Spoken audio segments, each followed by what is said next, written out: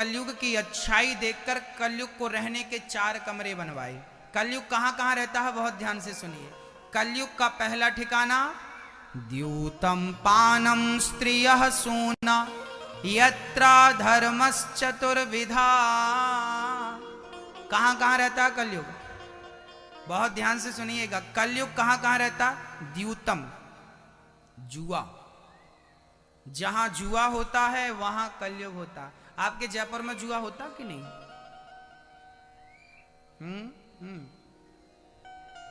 नहीं खेलते यहां के लोग? अच्छा, सबसे ज्यादा जुआ कौन खेलता है? बूढ़े बूढ़े लोग, एक्सपायरी डेट वाले।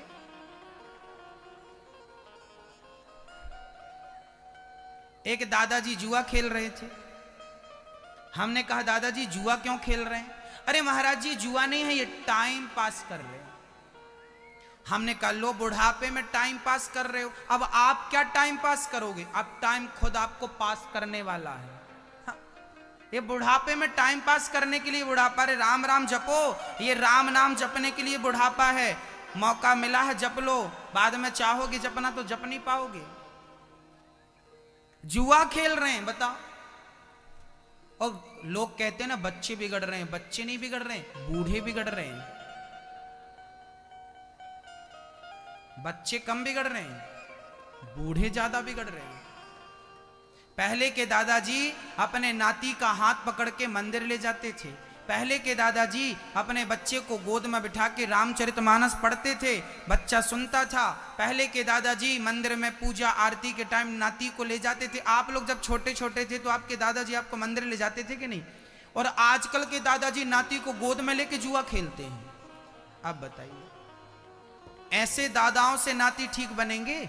ऐसे दादाओं से नातियों को अच्छे संस्कार बनेंगे क्या?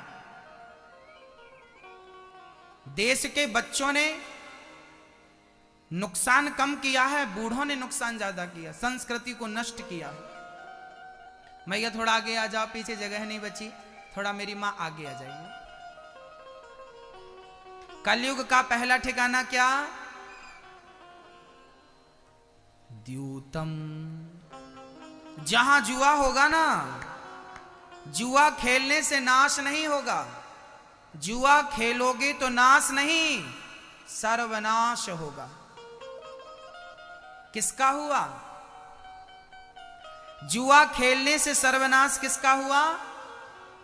कौरवों ने जुआ खेला था, सर्वनाश हुआ कि नहीं? जुआ खेला था, एक भी कोई जुआ के बाद बचा हो तो बता दो। कौरवों ने जुआ खेला था भक्तों, उनका सर्वनाश हुआ। यदि कौरव जैसे लोग नहीं बच पाए जुआ खेल के, तो अरे गेरे नत्थु खैरे क्या बचेंगे जुआ खेल के? ये जुआ सर्वनाश कर देता है। जहां जुआ है वहां कलयुग है। जुआ क्या करता है? बुद्धि भ्रष्ट कर देता है, बुद्धि बिगाड़ देता है। ये जुआ है। इसलिए अपने आप को, अपने बच्चों को जुआ से दूर रखें, अच्छे संस्कार दें ताकि वो जुआ इत्यादि का सेवन ना करें। दूसरा ठिकाना कलयुग का पानम। पानम बोले तो शराब। जहां शराब होती है ना भाई, वहां कलयुग होता है। शराब आपके यहां पीते कि नहीं लोग जयपुर में? हमने सुना आजकल माताएं भी पीने लगी हैं, सुना है। पर यहां जयपुर में थोड़ी पीती होंगी। आजकल के ना युवा हमारी बहनें बहुत सारी तो अच्छी हैं, पर बहुत सारी बहनें पीती हैं, शराब पीती हैं। कलयुग का दूसरा ठिकाना शराब। शराब पियोगे तो नाश नहीं होगा, सर्वनाश की व्यवस्था मिलेगी आपको। किसका हुआ सर्वनाश? बोले भगवान कृष्ण के पुत्र पौत्रादियों ने, यदुवंशियों ने आखिरी में शराब पी थी, तो भगवान कृष्ण का वंश नहीं बचा। शराब पीने के कारण 56 करोड़ यादव यदुवंशी लड़के मर गए। यदि भगवान का वंश शराब पी के नहीं बचा तो हम और आप क्या बचेंगे भक्तों? ये इतिहास साक्षी है। द्यूतम पानम, शराब मत पीजिएगा। अच्छा, शराब पीने वाला ना सबसे बड़ा धोखेबाज होता है। आजकल तो नौजवान भाई लोग ना ये पीते नहीं हैं, इनको शौक नहीं है, पर कभी कभी पी लेते हैं। आजकल फैशन बन गया है, दोस्ती यारी में पी लेते। एक आध, महाराज जी हम पीते नहीं हैं, एक आध पैक मार लेते हैं कभी कभी। एक आदमी हमारे पास आया, बोले महाराज जी आप भी पियो। गरम गरम लाया, हमने कहा ये क्या है? बोले अंगूर की निकाली ताजी ताजी, आप पी लो। हमने कहा भाई इसको पिएंगे क्या होगा? बोले बढ़िया वाली है, 12 घंटे उतारी नहीं उतरेगी। हमने कहा भाई तेरी वाली 12 घंटे तक चढ़ती है और 12 घंटे बाद उतर गई तो फिर हम क्या करेंगे? बोले महाराज जी आप दूसरा पैक चढ़ा लेना। हमने कहा फिर उतर जाएगी, फिर क्या करेंगे? बोला तीसरा चढ़ाना। हमने कहा तेरी वाली 12 घंटे में उतर जाती है, हमारे पास एक ऐसी है जो एक बार पियो तो उतरती नहीं। बोले कौन सी? हमने कहा जाम पर जाम पीने से क्या फायदा, रात बीती उतर जाएगी। हरि नाम का जाम पी ले बंदे, तेरी जिंदगी सुधर जाएगी। पीना ही है तो राम नाम का प्याला पियो, वो जिंदगी सुधारता है, ये बिगाड़ देती है, ये चरित्र को बिगाड़ देती है। एक मैं आपके सामने कुछ तथ्य रख रहा हूं, जरा समझिएगा। 2012 में, लगभग 2012 16 दिसंबर को दामिनी के साथ गलत हुआ रहा। वो चर्चा आप लोगों को याद होगी, दामिनी का गैंग रेप हुआ था। घटना सबको स्मरण होगी। आप आश्चर्य मानेंगे कि दामिनी के बाद दामिनी का बलात्कार हुआ, गैंग रेप हुआ, उसके बाद 1,80,000 गैंग रेप हो चुके हैं। 2012 से 2020 की आज 2 तारीख है, अभी तक की। 2019 का बोल रहा हूं, अभी तो और बढ़ गया होगा। ये पुलिस भाइयों की फाइल में रजिस्टर्ड केस है। जिनकी FIR दर्ज हो चुकी है ये वो है, और जो गुप्त में है, जिनकी कोई लिखा पढ़ी नहीं हुई, वो अलग। सोचिए, अब आप उठाइए इतिहास। दामिनी के साथ जो रेप हुआ था, रेप करने वाले जितने भी थे सारे लोगों ने शराब पी रखी थी, हाँ या ना? अभी ताजी एक घटना हैदराबाद से सामने आई। एक बहन को उन्होंने पकड़ा, उसका मुंह बंद किया, उसके साथ गैंगरेप किया, उसको पेट्रोल डाल के जला दिया। बाद में सामने आया कि उन चारों लोगों ने, बाद में पुलिस ने चारों को मार डाला, ठीक है, परंतु उन चारों ने शराब पी रखी थी। आप देखिएगा, जितने भी रेप होते हैं उनके पीछे शराब बहुत बड़ी कारण होती है। शराब क्या करती है? शराब बुद्धि को, सोचने की, समझने की क्षमता को समाप्त कर देती है। और रेपिस्ट लोग क्या करते हैं? शराब के नशे में फिर उन्हें सामने वाली की चीख पुकार कुछ भी सुनाई, वो इंसान से शैतान बन जाते हैं। शराब क्या करती है? शराब ना पीने के पहले ये मेरी माँ है समझ में आता है, ये मेरी पत्नी है समझ में आता है। और वही आदमी जो माँ को माँ कहता है, पत्नी को पत्नी कहता है, वही आदमी जरा शराब पी के आता है ना, तो माँ को माँ नहीं समझता, पत्नी को पत्नी नहीं समझता। माँ बोली क्यों रे तैने शराब पी रखी है? माँ के गाल में एक थप्पड़ जमाया, तू कौन होती है बोलने वाली? इंसान को शराब शैतान बना देती है। भक्तों, आज आप एक प्याला पी रहे हैं ना, और मैं आपको निवेदन कर दूं कि शराब पीने वालों, आप एक बार शराब पीते हैं, उसके बाद आप नहीं पीते, फिर तो शराब खुद आपको पीने लग जाती है, शराब खुद आपको पीने लग जाती है, और ये शराब आपका चरित्र बिगाड़ देगी, याद रखिएगा। शराब क्या करती है? शराब सबसे पहले चरित्र बिगाड़ती है, याद रखिएगा। जितने भी आप बलात्कार हुए हमारे देश में, इन सब की जिम्मेदार शराब भी है। इसलिए शराब को सजा मिलनी चाहिए। हमारी केंद्र सरकार से प्रार्थना है कि शराब को बंद कर देना चाहिए, भारत में बैन कर देना चाहिए। यदि अच्छे भारत की आप कामना करते हैं तो शराब का होना जरूरी नहीं है। शराब रहेगी तो आपके बच्चे बिगड़ते ही रहेंगे। आप कब तक घर में बंद करेंगे? कब तक बोलेंगे उन्हें? शराब क्या कहें भक्तों, शराब ने सब कुछ बिगाड़ दिया, सब कुछ। आपने देखा होगा वो कितनी बढ़िया बात है, समझिएगा। कुछ दिन पहले दिल्ली से, मुंबई से, बंबई से कुछ दिनों पहले बंबई से एक पिक्चर बन के आई। उस पिक्चर को आप सब लोगों ने देखा था। उस पिक्चर में कहा गया था कि शंकर जी को दूध क्यों चढ़ाते हैं। शंकर जी को दूध चढ़ाने से दूध वेस्ट हो जाता है, वो दूध किसी गरीब को देना चाहिए, दूध का दान करना चाहिए, वो तो वेस्ट हो रहा ना। कुछ दिनों पहले एक पिक्चर आई थी, आप लोगों ने देखा होगा। पिक्चर का नाम था ओ माई गॉड। जरा समझिएगा, बहुत ध्यान से समझिएगा। एक पिक्चर बनी जिस पिक्चर में कहा गया कि शंकर जी को दूध क्यों चढ़ाते हैं। वो दूध नाली में जाता है, बर्बाद हो जाता है, वो गरीबों को मिलना चाहिए। हाँ, मैं समर्थन करता हूं कि गरीबों को मिलना चाहिए, परंतु आपसे मैं पूछ रहा हूं, क्या शंकर जी को दूध चढ़ाने से आज तक किसी मां का बेटा मरा? क्या किसी बहन के मांग का सिंदूर उजड़ा? क्या किसी के घर का चूल्हा बुझा? उत्तर होगा नहीं। क्या शंकर जी को दूध चढ़ाने से किसी के घर का चूल्हा बुझा? हाँ या ना? नहीं। किसी बहन के माथे से सिंदूर उजड़ा? नहीं। किसी बहन का भाई मरा? नहीं। किसी पत्नी का पति मरा? नहीं। किसी माँ का बेटा मरा? नहीं। परंतु शराब पीने से कितने घर के चूल्हे बुझ गए और कितनी बहनों के सिंदूर उजड़ गए, इसका जवाब कौन देगा? दूध ना चढ़ाओ इसके लिए पिक्चर बना डाली, पर शराब ना पियो इसकी कोई पिक्चर बनी अभी तक?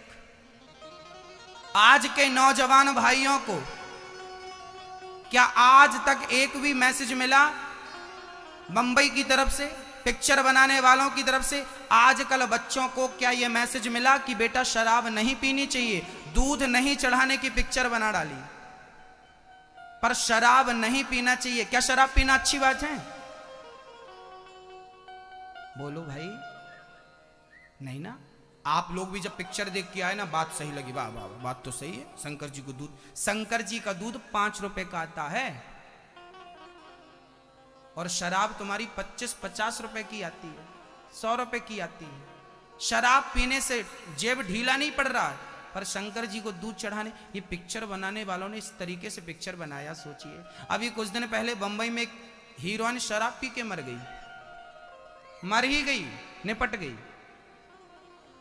सोचिए, ये खुद शराब पी रहे हैं, वो ठीक है, इनकी पत्नियां शराब पी रही हैं, इनके बच्चे शराब पी रहे हैं, वो सब ठीक है। ये शराब बंद करने के लिए एक भी पिक्चर नहीं बनाते। इनको शंकर जी का दूध दिख गया, उसके लिए पिक्चर बना दी।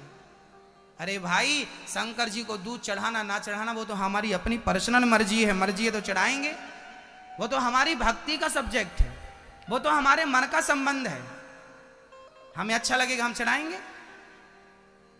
पर दूध चढ़ाने से किसी को नुकसान नहीं है बिल्कुल। और याद रखना, जिन्होंने पिक्चर बनाई उन लोगों को मैं बता दूं कि मंदिर के बाहर ही भिखारी बैठे रहते हैं। जहां बड़ी बड़ी टॉकीजों में, मॉलों में पिक्चर लगती है, वहां भिखारी नहीं होते, क्योंकि उन भिखारियों को भी पता होता है कि जो आदमी पिक्चर देखने आएगा वो कभी पैसा नहीं देगा, पर जो शंकर जी को दूध चढ़ाने आएगा वो 2 रुपए हमें भी दे करके जाएगा। उस भिखारी को पता होता है, इसलिए वो मॉल के बाहर नहीं, मंदिर के बाहर बैठते हैं। जो दूध चढ़ाएगा शंकर जी को, वह भिखारी को 2 रुपए देगा ही देगा, उसे उस पर भी दया आएगी। पर पिक्चर बनाकर किस प्रकार से सनातन संस्कृति को नष्ट करने का षड्यंत्र रचा गया, ताकि बच्चों का दिमाग वो आउट कर सकें और वो सफल भी रहे। आजकल बहुत सारे नौजवान बच्चे बोलते हैं, हम तो भगवान को मानते नहीं, हम तो कथा सुनते नहीं, हम मानते नहीं। वो शराब पी रहे हैं, उनके लिए शराब अच्छी है। आपको बता दूं भक्तों, हमारे देश की संस्कृति को नष्ट करने में टीवी का बहुत बड़ा हाथ रहा है। किसका हाथ रहा है? टीवी का। आपने बड़े बड़े हीरो, मैं किसी का नाम नहीं लूंगा, विरोध होगा, बड़े बड़े हीरो को आपने पिक्चर में शराब पीते देखी होगी। अब छोटे छोटे बच्चे हम लोग जब देखते हैं तो क्या लगता है, यार वो पीता है तो हम क्यों नहीं पिए? तो पीने के संस्कार वहां से मिल रहे हैं कि नहीं? यदि शराब पीना अच्छी बात है तो फिर हमारे भारत के आध्यात्म जगत से जुड़े हुए लोगों ने शराब का विरोध क्यों किया था? कुछ तो बुराई होगी ना शराब में, तब तो हम बोल रहे हैं कि शराब गलत है। भक्तों, क्या बताएं आपको, आप समझते नहीं हैं। सबके घर में टीवियां हैं, सब टीवी देखते हैं, किस प्रकार से समाज को बरगलाया जाता है, समझिएगा। टीवी पे ना एक सीरियल आता है, समझिए, देखिए किस प्रकार आपको आपके माइंड को सेट किया जाता है टीवी के माध्यम। टीवी पे एक सीरियल आता है तारक मेहता का उल्टा चश्मा, देखते कि नहीं? टीवी पे एक सीरियल आता है तारक मेहता का उल्टा चश्मा। उस सीरियल में बताया जाता है कि पत्नी यदि आपकी दया जैसी हो, जेठालाल की पत्नी दया है उसमें बताया जाता है कि पत्नी यदि दया जैसी है फिर भी तुम्हें एक बबीता तो पालनी ही है। उसकी पत्नी दया है ना, फिर भी जेठालाल लाइन कैसे मारता है? बबीता को। मतलब लाइन कैसे मारना है ये आपके टीवी पे घर बैठे आपको सिखाया जा रहा, कैसे आप भी मारिए लाइन। ये टीवी का रोल काल है। इस प्रकार आपका चरित्र, आपकी संस्कृति को नष्ट करने के लिए जितना कुछ हो सकता था लोगों ने बहुत किया। कोशिश ये करिएगा कि आप अच्छी जगह रहें। कलयुग का पहला ठिकाना है जुआ, दूसरा ठिकाना है शराब, कलयुग का तीसरा ठिकाना है स्त्रियां, चरित्रहीनता। जहां चरित्र से आप गिर गए वहां आपका अस्तित्व समाप्त हो गया। चरित्र ही आपकी भक्ति है। राम चरित्र सुनवे को रसिया और राम लखन सीता मन बसिया। चरित्रवान बनिएगा। यदि चरित्र से गिर गए तो ना घर के रह जाएंगे ना घाट के। अरे राम जंगल में रहते थे घास की कुटिया में, और रावण लंका में रहता था सोने की लंका। खुद का हेलीकॉप्टर था, उसके पास पुष्पक विमान, पर क्या था? राम चरित्रवान थे और रावण चरित्र से गिर गया। जब चरित्र से रावण गिरा तो सोने की लंका में रहने वाला रावण मरा और रोने वाला कोई बचा नहीं। चरित्र से गिरा हुआ आदमी की हालत ऐसी होती है जैसे रावण की हुई साक्षी है। और राम चरित्रवान थे। सुपर्णखा आई, राम ने देखा नहीं उसकी तरफ। आज भी भगवान बनकर पूजे जाते हैं, बनकर पूज रहे हैं वो राम, मर्यादा पुरुषोत्तम राम। राम और रावण को हम एक साथ याद करते हैं दशहरा के दिन। फर्क इतना है कि रावण को याद करते हैं तो पुतले जलाते हैं और राम को याद करते हैं तो मंदिर बनाते हैं। ये राम और रावण को याद करने का अंतर है। चरित्रवान और चरित्रहीन ये दोनों आपके सामने हैं। आपको किसकी तरह बनना है देख लीजिए। कलयुग का तीसरा ठिकाना चरित्रहीनता है और कलयुग का चौथा ठिकाना सूना अर्थात मांस। मांस मांस। कुछ दिन पहले टीवी पे ऐड आता था, संडे हो या मंडे खूब खाओ अंडे। ये टीवी आपको ना अंडा खाना भी सिखाती है। और बहुत बड़े क्रिकेटर ने इसका प्रचार किया था, समझ रहे हैं आप? अब सोचिए कि भारत के बहुत बड़े क्रिकेटर ने कहा था कि संडे हो या मंडे खूब खाओ अंडे। तो बच्चों को क्या लगेगा कि इतना बड़ा क्रिकेटर, इतना बड़ा आदमी जब ये अंडा खा रहा तो हम भी खाएं। आपको अंडा आजकल ना हमारे हिंदू लोग ना मांस नहीं खाते थे। हमारे यहां मांस नहीं। अच्छा बताइए, अंडे में मुर्गी का बच्चा होता है कि नहीं? यदि अंडे को ना छेड़ा जाए तो उस अंडे से क्या निकलता है? मुर्गी का बच्चा निकलता है कि नहीं? वो मुर्गी का बच्चा था। जैसे आप लोगों के बच्चे होते हैं ऐसे मुर्गी का बच्चा था और हम लोगों ने उसे खा लिया। तो बताइए, किसी का बच्चा खा लेना अच्छी बात है? कि आपके पास दाल नहीं है, रोटी नहीं है, सब्जी नहीं है खाने को? 56 भोग हमारे भारत में होते हैं मेरी माँ। मांस कलयुग का चौथा स्थान है।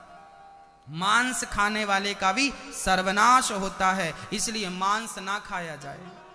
हाँ, मांस, हम भारत के लोग हैं, हम हिंदू हैं, हम रामकृष्ण को मानने वाले लोग हैं। हमारी संस्कृति अलग है, संस्कार अलग है। हम मांसाहार नहीं कर सकते। हमें हमारे शास्त्र परमिशन नहीं देते मांस खाने की। अरे अपने स्वाद के लिए किसी की जान लेना हमारे धर्म में नहीं सिखाया जाता। हमारे धर्म का पहला पाठ है अहिंसा ही परमो धर्मा। एक बार बोलिए, अहिंसा ही, अहिंसा ही। ये हिंदू संस्कृति का पहला पाठ है। हिंदुओं को हमें सिखाया गया कि हिंसा नहीं, अहिंसा ही। हम चींटी को मारना पाप समझते हैं। यदि हमारे लिए चींटी को मारना पाप है तो मुर्गी और मछली को मारना क्या पुण्य है हमारे लिए? ना भक्तों, हमारे भारत में 56 प्रकार के भोजन हैं। इसलिए अपने स्वाद के लिए किसी जीव की हत्या ना की जाए, उचित नहीं है। अनुचित है, ये निवेदन है, आप अपने बच्चों को अच्छी तालीम दीजिए, अच्छी शिक्षा दीजिए, अच्छे संस्कार दीजिए, ताकि उनकी बुद्धि ना बिगड़े। और मैं आपसे निवेदन करूंगा, राजा परीक्षित को 5वां स्थान दिया गया। गोल्ड, जो मेहनत का धन होता है उसमें कृष्ण बैठते हैं, और जो पाप का धन होता है ना मेरी माँ, उसमें कलयुग जाके बैठ जाता है। इसलिए कोशिश करिए मेहनत की रोटी कमाएं, मेहनत का खाएं। यदि पाप का अन्न खाएंगे ना, बुद्धि भ्रष्ट हो जाएगी। कोशिश करिए अच्छा खाएं, अच्छा कमाएं। आज बहुत सारे बच्चे अपने माँ बाप की सेवा नहीं करते। एक बार अर्जुन और श्री कृष्ण जा रहे थे, तभी एक भिखारी आ गया। अर्जुन, हमें बहुत भूख लगी है, खाने की रोटी नहीं है, कुछ दे दो तो कृपा हो। अर्जुन ने मणि उठाई और दे दी, लो ये मणि ले लो। वो मणि लेकर गए भिखारी जी। उनको प्यास लगी तो सरोवर में पानी पीने लगे, पर दुर्भाग्य देखिए कि भाग्य में नहीं होना तो आया हुआ भी भाग जाता है। वो मणि पानी में गिर गई। बहुत ढूंढा पर मणि नहीं मिली। फिर दौड़े दौड़े गए, भैया कुछ दे दो। अर्जुन ने कहा मणि दी, बोले पानी में गिर गई। ढूंढा मिली नहीं। तब सोने की पोटरी भरी रखी थी, अर्जुन ने पोटरी पकड़ाई। भाई साहब ये लो, सोना बहुत सारा है, तुम्हारी दरिद्रता मिट जाएगी। सोना लेकर गए तो पीछे से चोरों ने वो पोटरी छीन ली और भाग गए। भिखारी जैसे का तैसा।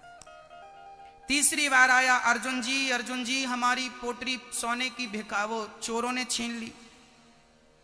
अर्जुन ने कहा कि तेरी किस्मत में गरीबी लिखी है, दरिद्रता लिखी है, इसलिए अब तेरा कोई इलाज नहीं है, नहीं है।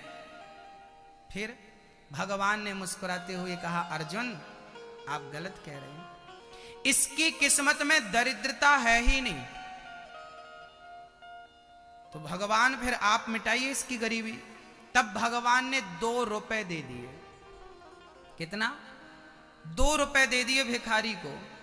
भिखारी ने कहा राम राम, 2 रुपए से क्या होगा, लेकर चला गया।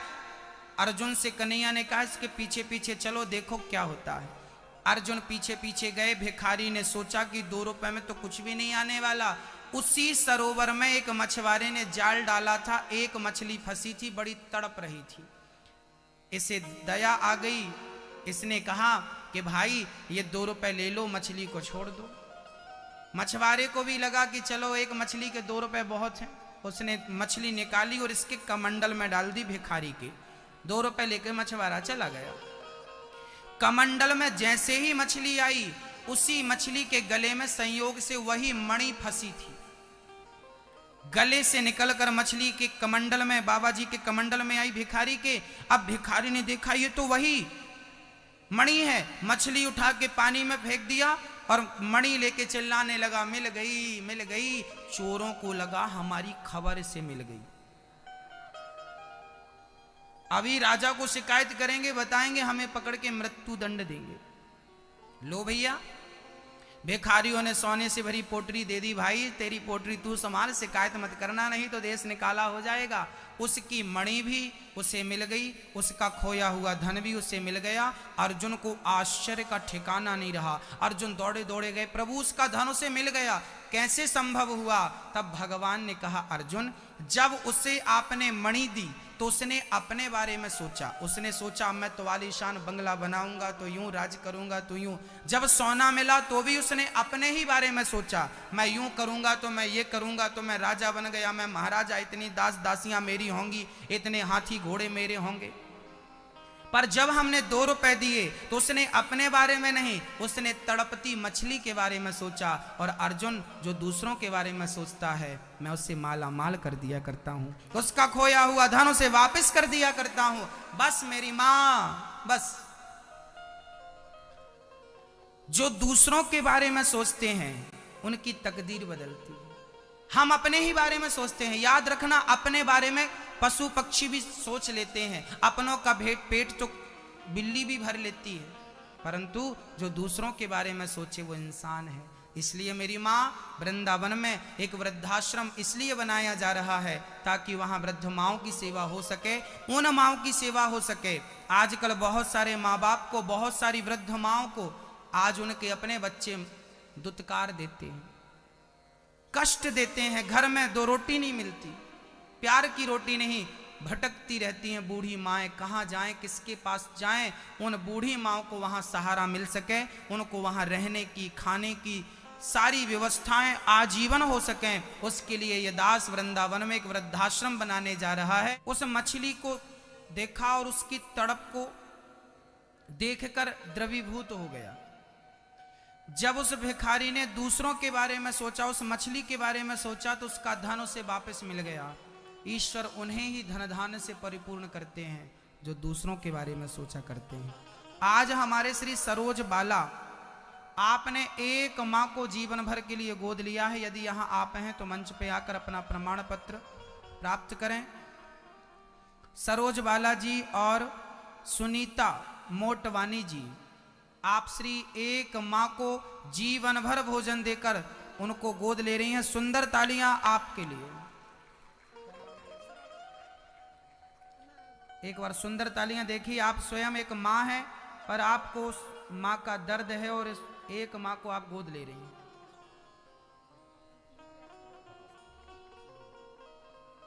साथ में सुनीता मोटवानी जी, आप भी एक माँ को गोद ले रही हैं और जीवन भर के लिए एक माँ को भोजन देने का संकल्प ले रही हैं। आप अपने नगर, अपने शहर में ही रहेंगे।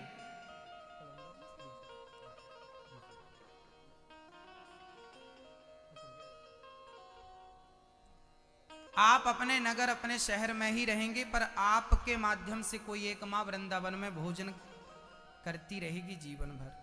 भक्तों, यदि आप भी इस प्रकल्प से जुड़ना चाहते हैं, इन बूढ़ी माँओं का सहारा बनना चाहते हैं, तो बन जाइए। अब चलते हैं पावन सी कथा में, फिर आरती उतारते हैं थोड़ी ही देर में।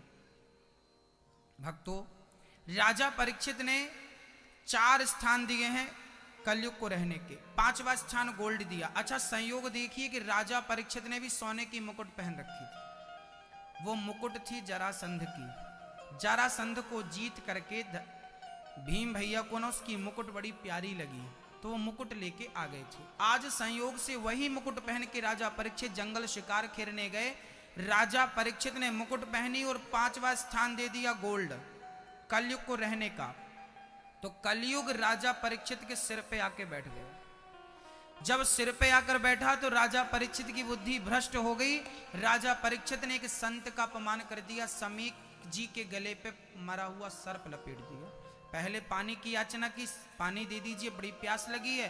पर संत जी समाधि में इतने डूबे थे कि वो भूल गए, उन्हें समझ नहीं आया घर में कौन आया। और राजा परीक्षित ने मरा हुआ सर्प उनके गले लपेट दिया कि आपने राजा का अपमान किया।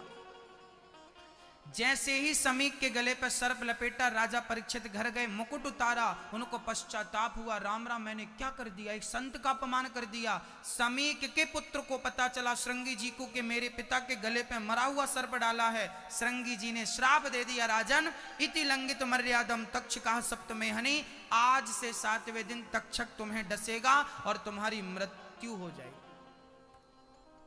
किसके डसने से? तक्षक के। राजा परीक्षित को 7 दिन में मरने का श्राप लगा।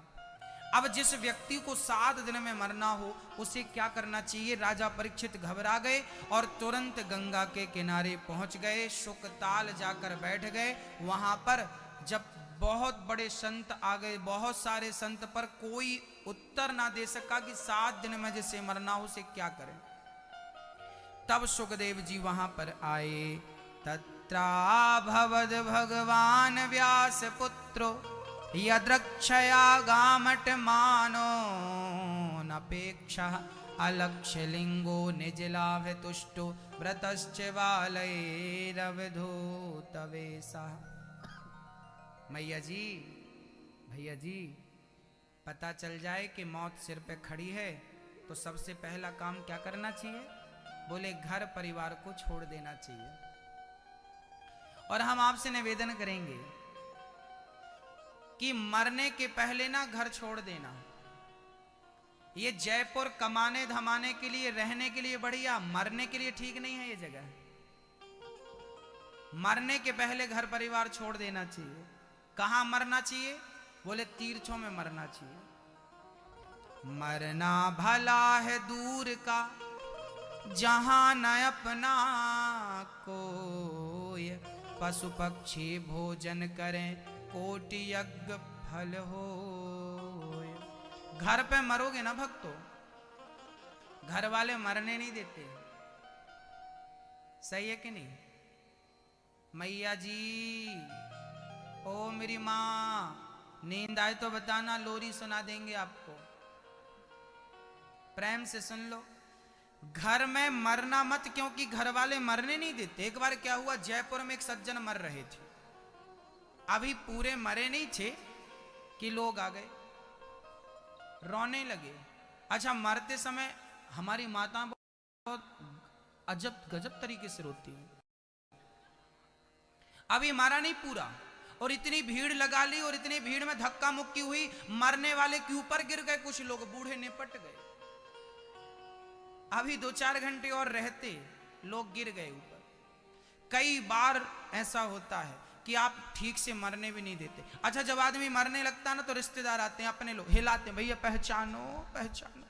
जिसको जो मिला वो पकड़ के हिलाता, पांव मिला पांव, हाथ मिला हाथ, सिर मिला सिर, पहचानो पहचान। ये वही लोग है, जिंदा था तो शक्ल नहीं दिखाई, मर गए तो कह रहे हैं पहचानो पहचानो। अब क्या करेंगे पहचान के? भाई मरने दो आराम से। मरने भी नहीं देते लोग। ठीक ठीक, घर पे रहोगे तो मरने नहीं देंगे, निश्चित है। इसलिए समझदार लोग मरने के पहले बद्रीनाथ चले जाते हैं, तीर्थ यात्रा पे चले जाते हैं, वहीं प्राण निकले। इतना तो करना स्वामी, जब प्राण तन से नहीं। क्या कहा है किसी भक्त ने अपनी पुकार पे कहा कि आना जरूर आना, राधे को साथ लाना, मुरली मधुर बजाना, जब प्राण तन से निकले। इतना तो करना स्वामी, जब प्राण तन से निकले, गोविंद नाम लेकर मेरे प्राण तन से निकले। श्री गंगा जी का तट हो, मेरा सांवरा निकट हो, मेरे मुख पे तुलसी दल हो, जब प्राण तन से निकले। इतना तो करना स्वामी। जब मरे तो भगवान का नाम लेते ले, घर पे मरोगे नहीं। कई बार ना लोग रोते। अच्छा, रोने वालों को भी अपनी कहानी है। ये रोने वालों को ना आप 13 दिन बाद देखना तो ये रसगुल्ले मांगते हैं, भाई सब एक और लाना, एक और लाना। इनको आप उस दिन देखना जिस दिन आदमी मरा था, उस दिन तो ये बहुत रोएंगे फूट फूट को। 13 दिन बाद रसगुल्ले खाएंगे, 13 दिन में ही भूल गए। और आप लोग ना बड़ी गलतफहमी में जी रहे हैं। आप लोगों को लगता है कि ये हमारे बिना कैसे रह पाएगा, कैसे रह पाएगा। आप लोग मरते समय घर परिवार का चिंतन करते करते मरते हैं, गलत है। मरते समय भगवान का चिंतन कर लेना।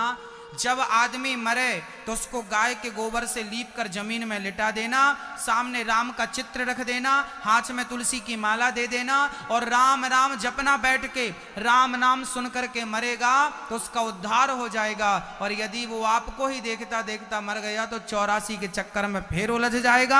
आपका कुछ नहीं बिगड़ेगा, आप तो 13 दिन बाद रसगुल्ले छानोगे, बिगड़ेगा उसका। वो अटका 84 के चक्कर में। पुनरपि जननम पुनरपि मरणम पुनरपि जननी जठरे शयनम, भज गोविंदम गोविंदम भज मूढ़ मते। ऐ मूढ़, अब तो भजन कर ले। हाँ, ये दुनिया वाले कितने चतुर हैं। आदमी वहां मुर्दा जलता है और यहां पे खिचड़ी बना के खा लेते हैं। लोग भूखे उस दिन भी नहीं रहेंगे जिस दिन हम मरेंगे, बना के तो उस दिन भी लोग खा लेते हैं, है ना। इसलिए मरने के पहले आपके परिवार में आपके दादाजी, आपके पिताजी जब मरे ना, तो उनके सामने रोना मत कीर्तन करना, श्री कृष्ण गोविंद हरे मुरारी। राम का नाम सुन सुन के मरेंगे तो कल्याण होगा। पंडित जी को बुला के गीता पढ़वाइए, गीता का पाठ सुनते, कहते हैं गीता का एक भी अक्षर कान में चला गया तो मोक्ष होकर के रहेगा। राम नाम इतना पावरफुल नाम है, ये वही नाम है जिसके नाम के पत्थर पानी में आज तक तैर रहे हैं। रामेश्वरम का पत्थर आज तक पानी में तैरता है मेरी माँ, जाके देखना कभी। रामेश्वरम का पत्थर आज भी पानी में नहीं डूबता, क्योंकि किसी जमाने में उसमें क्या लिखा गया था, ये राम नाम में इतनी ताकत है कि ये पत्थर को डूबने नहीं देता, तो ये हमें और आपको डूबने देगा क्या? ये नाम है जो भवसागर से पार कर देता है। इसलिए मरते समय नाम आप नहीं लोगे नाम ना, तो फिर आपको कंधे पे रख के लोग बोलेंगे राम नाम, राम नाम सत्य है। ये दुनिया जपे, आप जप लो ना। अच्छा, मुर्दे के संग बड़ी समस्याएं हैं। जब आदमी मरता है ना तो उसे कस के बांधते हैं, हाँ या ना? बताओ, बांध रहे। अब भागा जा रहा है क्या? जब भागने का टाइम था तब तो गया नहीं बद्रीनाथ भाग के, अब कहां जाएगा भाग के? अब क्यों बांध रहे? फिर भी बांधते हैं, उठ के बैठ ना जाए। और बांधना तक तो ठीक है, आपने देखा होगा मुर्दे के ऊपर मखाने भी डालते हैं। मखाना जानते हैं आप? क्या डालते नहीं, मखाने फेंकते हैं। अच्छा, मखाने क्यों फेंकते हैं मुर्दे के ऊपर? मुर्दे के ऊपर मखाने इसलिए फेंकते हैं क्योंकि मखाना ना फूला हुआ रहता है, और ये भी पूरी जिंदगी फूला फूला घूमता था, अब फूल कहां पचक गया। इसलिए मखाना डाल के बताते, देखिए इसकी ये जितना फूला फूला घूमता था ना आज पड़ा है। ऐसी तुम पढ़ोगे एक दिन, ये जो अकड़ दिखा रहे हो ना, ये मत दिखाओ। ये मखाना फेंकने का तात्पर्य है, वो फूला होता है, ये भी फूला फूला, मखाना फूला होता है ना। हाँ, ये ज्यादा फूले फूले मत घूमना, मखाने जैसे। अच्छा, और तो सब ठीक है, मरे हुए आदमी के ऊपर पैसे भी डाले जाते हैं, हाँ या ना? क्यों डाले जाते हैं? पैसे इसलिए डाले जाते हैं, मुर्दे से कहा जाता है बड़ा पैसा पैसा करता था, समेटता था पैसा, अब तेरी छाती में पड़े हैं पैसा, समेट के दिखा तेरी ताकत है तो। मुर्दे के शरीर में पैसे पड़े होते हैं, अब समेटता नहीं है। जब तक जान थी तो हाय पैसा करता रहा। दुनिया के लोग दिखाते हैं कि देखो जब आदमी मरा तो रुपया भी साथ नहीं लेके गया, तुम क्यों पैसा कर रहे हो, क्यों अपना समय जाया कर रहे हो? किसी ने नहीं 1 रुपए ले जाके दिखाया, आप क्या ले जाओगे? क्यों? आदमी धन धन करता है, पत्नी को छोड़ के धन धन, पुत्रों को छोड़ के धन धन, काम धाम, दिन भर क्या क्या कर रहे हो? धन कमा रहे, धन धन धन। ये धन धन आदमी तब तक करता है जब तक निधन नहीं हो जाता। कब तक करता? निधन, निधन। अब बेटे, पहले बाप करता था धन धन धन, अब बेटा कह रहा है निधन निधन निधन, निधन हो गया, निधन हो गया। जो धन धन करता था उसका निधन हो गया। पहले भी धन था, आखिरी में भी धन बचा, और अब क्या, धन के आगे नी और लग गया, निधन। ये निधन जब तक ना हो जाए तब तक धन नहीं छूटता। समझदार वही हैं जो धन दौलत से मन को हटाकर गोविंद के चरणों में मन को लगा देते हैं। वही लोग जीते हुए लोग हैं, वही जिंदा है, बाकी सब मरे हुए लोग हैं। जिन्होंने मेरे तो गिरधर गोपाल दूसरों ना कोई, जिसने ये उदाहरण, जिसने ये बात हृदय में धारण कर ली और जिसने गोविंद से रिश्ता जोड़ लिया, वो सब जिंदे हैं, नहीं तो ये चलते फिरते मुर्दे हैं। हाँ भक्तों, राजा परीक्षित को सुखदेव जी ने कहा चिंता ना करो राजन, 7 दिन बाकी, अभी आपके पास 7 दिन बहुत हैं। जिसे जल्दी मरना हो उसे क्या करना चाहिए? निद्रया ह्रियते नक्तम, कम सोइए, कम खाइए, ज्यादा भजन करिए, सब में ईश्वर का दर्शन करिए। मैया जी, सुखदेव जी राजा परीक्षित को सिखा रहे हैं कि सब में कौन है। अच्छा बताओ मैया जी, भगवान कहाँ है? कहाँ है? सब में है। किस भांति से सब में है? आज हम आपको उदाहरण देके समझाते हैं। बताइए ये क्या है? क्या है ये? जोर से बोलिए। आपको रुमाल दिख रहा है पर हमें तो कुछ और दिख रहा है। क्या? कपड़ा। आपको कपड़ा दिख रहा पर हमें कुछ और दिख रहा है। आप कह रहे हैं ये रुमाल है, ये रुमाल नहीं है। आप कह रहे हैं कपड़ा है, ये कपड़ा भी नहीं है। अब बताइए आपको तीसरी कौन सी चीज दिख रही है इसमें? कॉटन? नहीं नहीं, कफन अफन नहीं, कफन इतना सा थोड़ी होता है। कफन बड़ा वाला लाएंगे, इतने में थोड़ी ढकेगा। इसमें तीसरी चीज है पर आपको अभी तक नहीं दिखी। वो तीसरी चीज है धागा। यदि मैं इसका एक एक धागा निकाल दूं तो क्या कपड़ा रह जाए?